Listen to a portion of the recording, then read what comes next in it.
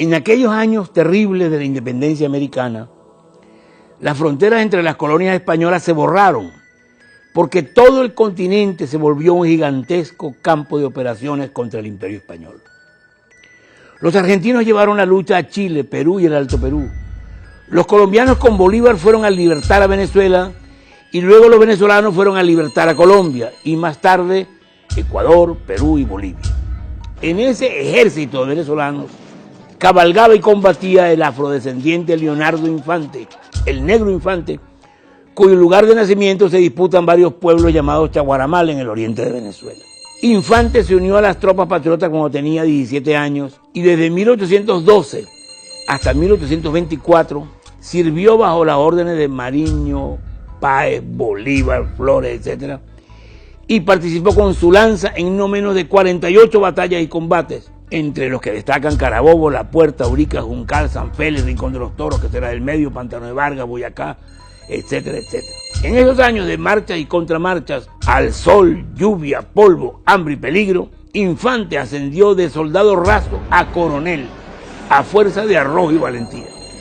Crecido en la guerra y matando al arma blanca, no era un hombre culto, ni siquiera educado, sino como se esperaba que fuera, una fiera apenas domada por la disciplina militar. Entre 1820 y 1824 estuvo guerreando en Pasto y el Ecuador a las órdenes de Bolívar y del general Juan José Flores, recibiendo en la acción de Quilcacé en el Cauca varias heridas graves. Quedó cojo y solo podía caminar con gran dificultad ayudándose con un bastón. Terminó su carrera de armas y fijó residencia en Bogotá. Pero a Leonardo Infante, por ser negro, le cayó todo el peso de los prejuicios de las oligarquías locales contra los venezolanos, que en las campañas libertadoras habían invadido y ocupado gran parte de América del Sur y que eran una masa igualitaria de todas las razas y colores. A ese secreto sentimiento antivenezolano se sumaba, en el caso de Infante, su enemistad personal con el general Francisco de Paula Santander, a quien Infante había acusado de cobarde bajo el fuego y delante de las tropas en la batalla de Boyacá y Pantano de Vargas. Incluso lo había tomado por la pechera y le había dicho que fuera a ganarse las charreteras bajo el fuego como todos los demás. Infante no era el primero ni sería el último que acusaba a Santander de timorato. Camilo Torres, prócer civil de la independencia, lo llamaba cobarde. Pero el Negro Infante lo proclamaba en voz alta por los barrios de Bogotá cuando Santander ya era vicepresidente de Colombia, mientras Bolívar combatía a los realistas de Ecuador y Perú durante la victoriosa campaña del sur. Y así ocurrió que en un local nocturno del barrio de San Victorino, en Bogotá, Infante tuvo un encontronazo por asunto de faldas con el teniente venezolano Francisco Perdomo. Perdomo se alejó rápidamente para evitar una pelea, pero apareció asesinado y robado al día siguiente bajo un puente de la ciudad. Sin denuncia, sin pruebas, sin testigos, salvo uno que dijo haber visto correr al cojo Infante. Las autoridades lo acusaron de asesinato y dieron inicio a uno de los juicios más irregulares e injustos de la nueva república, movido por la mano del llamado hombre de las leyes, Santander. El proceso, por ser Infante coronel vivo y efectivo, debió tener dos generales presentes que no estaban, y cuando el defensor, el doctor Miguel Peña, presidente de la Alta Corte, denunció esa falla, inmediatamente se montó otro juicio con la presencia de dos generales afectos a Santander. Bolívar, desde el sur, le escribe a Peña: dígale usted a Infante que nadie lo amaba ni estimaba más que yo, pero que nadie era más feroz que él. Porque en efecto, el Negro Infante no había conocido otra crianza que la guerra ni otra pluma que la lanza. Hoy podemos consultar las actas del juicio y comprobar que fue un adefesio jurídico cuyo resultado era el de esperar. Leonardo Infante fue condenado a muerte.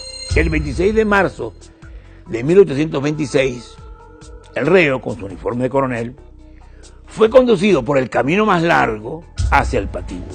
Durante el trayecto, Infante no cesó de repetir: Dios me juzgará por todos los hombres que he matado, pero hoy muero por Perdomo, a quien no maté.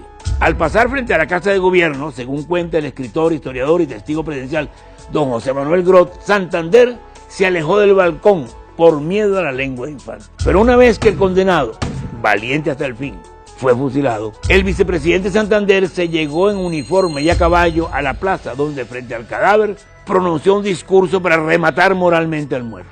Soldados de la República, ve ese cadáver, el gobierno le colmó de honores y recompensas, pero la ley descargó sobre él todo su vigor en el día en que, olvidando sus deberes, sacrificó alevosamente a un ciudadano. Este es el bien que ha conseguido Colombia después de su glorioso sacrificio, etc. Este gesto de Santander lo infama más como cobardía moral que la cobardía física que se le atribuye. Antes de morir, Infante advirtió: otros vendrán después de mí. Y en efecto, 2 años más tarde, el 25 de septiembre de 1828, unos conspiradores a las órdenes de Santander dieron un golpe de mano, asaltaron el Palacio de San Carlos para asesinar a Bolívar, quien se salvó de milagro saltando por una ventana. Tras un juicio, esta vez perfectamente regular, Santander fue condenado por traidor a ser degradado y fusilado por la espalda. A última hora, Bolívar le cambió la sentencia de muerte por destierro, magnanimidad que al final perjudicaría al Libertador, a la causa americana y a Colombia. Fue con la sangre de Leonardo Infante, víctima del racismo y el clasismo, que se firmaría la disolución de la Gran Colombia. El defensor Miguel Peña, por negarse a firmar la sentencia, fue suspendido de su cargo por 1 año. Entonces abandonó Bogotá y terminó aliándose con el general Páez para separar a Venezuela de Colombia. Muertos Infante, Sucre y Bolívar, llegó el triunfo de Santander, el hombre de las leyes, aliado de los Estados Unidos e implicado en corruptela con la deuda externa. Desde entonces, la sangre de los negros y los pobres aceitaría la máquina de dominación de la muy santanderista oligarquía colombiana en lo que sigue siendo, aún hoy, un doloroso misterio de la historia.